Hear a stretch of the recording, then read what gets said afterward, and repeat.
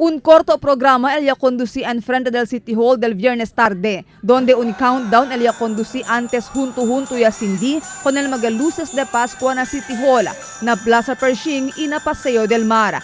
Ta indica que oficialmente ya principiaya el Pascua na Zamboanga para este año. Mismo la alcaldesa María Isabel Climaco Salazar el encabeza con el programa.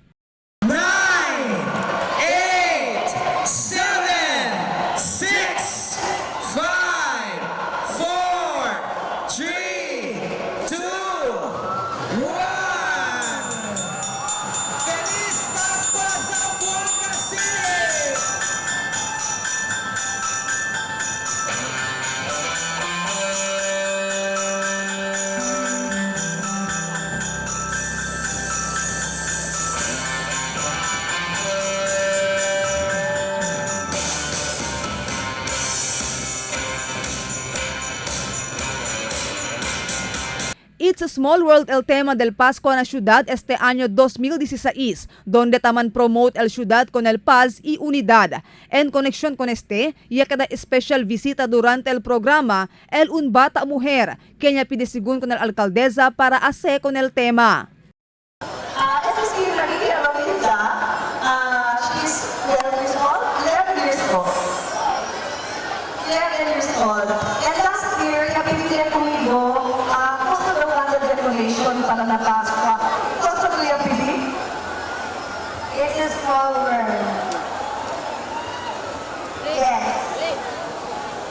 So we're doing this for this little girl and not all of you. Mga bata diapon, this is really for you, our own version of a small world.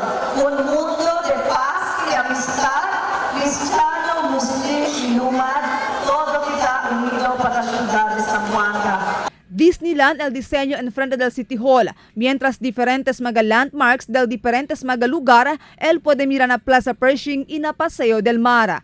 Ya comendar alcaldesa con el mga personajes del General Services Office, especialmente con el de ila jefe, si Engineer Rene de la Cruz, quien decora con el ciudad.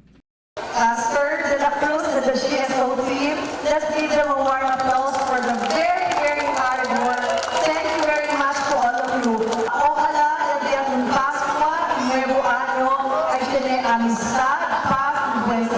Ya cada huésped de honor durante el programa, el Tourism Secretary Wanda Teo. Durante el programa, ya promete si Teo que ay ayuda a mejorar con el turismo del ciudad y hace con este conocido na país.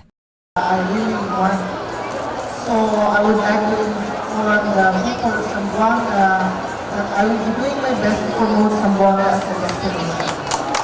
Yaya na también de gente el lugar durante el programa, quien talía para personalmente man-witness con el ceremonial switch-on del Magaluces.